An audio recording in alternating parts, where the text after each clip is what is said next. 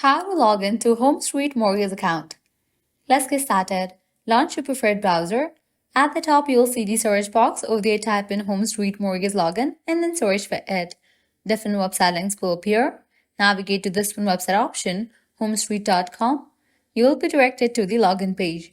Now from here, you can easily get access to your account. All you have to do is provide the credentials. First up, type in the email address, then type in the password. If you have any issues logging into your account, click on the option of trouble signing on. With that, your problem will be resolved. After you provide all the details, click on sign in, and just for that, you'll be logged into your account. So this way, you can easily log into Homestreet Mortgage account. If you haven't registered for your account yet, click on the option of sign up and go through the registration process. So that's a wrap for this video. If this video was helpful, don't forget to like, share, and subscribe to our channel. Thanks for watching.